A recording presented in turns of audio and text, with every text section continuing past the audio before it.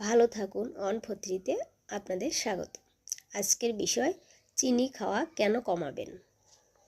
Doctor শাহজাদা সেলিম, সহযোগী অধ্যাপক, endocrinology বিভাগ, বঙ্গবন্ধু শেখ মুজিব মেডিকেল বিশ্ববিদ্যালয়। মিষ্টি কারো কারো খুবই প্রিয়, সব কিছুতেই তাদের অতিরিক্ত চিনি লাগে।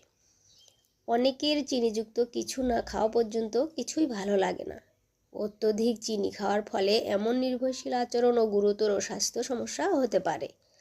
চিনি ডোপামিন নিঃসরণ, লোভের চক্র তৈরি এবং অতিরিক্ত খাওয়ার মাধ্যমে মস্তিষ্কের পুরস্কার ব্যবস্থাকে সক্রিয় করে। সময়ের সঙ্গে সঙ্গে চিনির ওপর নির্ভরতা বাড়ে, বিপাকজনিত জটিলতাও বাড়ে। বলা হয় সাদা চিনি বিষাক্ত, এটি যত কম খাওয়া যায় ততই ভালো। এখানে চিনির বিষাক্ততার কিছু মূল দিক বলা যাক। স্বাস্থ্য সমস্যা, অতিরিক্ত চিনি গ্রহণ ও বিশেষ করে চিনিযুক্ত পানীয় ও প্রক্রিয়াজাত খাবার ওজন বৃদ্ধি ও স্থূলতার প্রধান কারণ।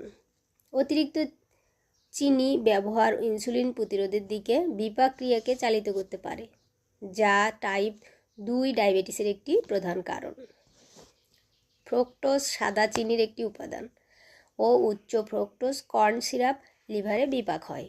অতিরিক্ত চিনি বা শর্করা ট্রাইগ্লিসারাইড হিসেবে জমে ফ্যাটি লিভার করে।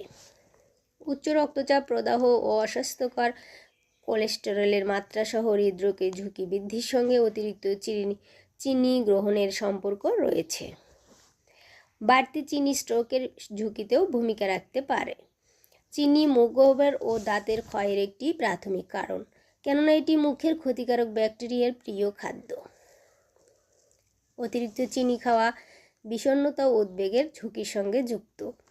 আসক্তি, চিনি মস্তিষ্কে ডোপামিনের নিঃসরণ বাড়াতে পারে, যা আসক্তির মতো আচরণ ও লোভের দিকে পরিচালিত করে। পরে এটি গ্রহণ কমানো কঠিন করিয়া তোলে।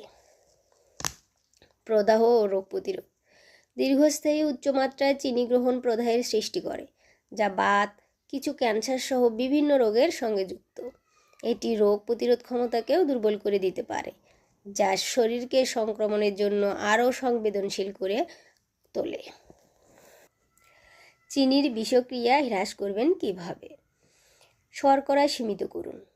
আমেরিকান হার্ট অ্যাসোসিয়েশন নারীদের প্রতিদিন 6 চা চামচ ও পুরুষদের 9 চা চামচের বেশি চিনি না খাওয়ার পরামর্শ দেয়। প্যাকেটের গায়ের লেবেল পড়ুন। প্রক্রিয়াজাত খাবার যেমন সস, আচার, রুটি ও মশলায় লুকানো শর্করা সম্পর্কে সচেতন হন।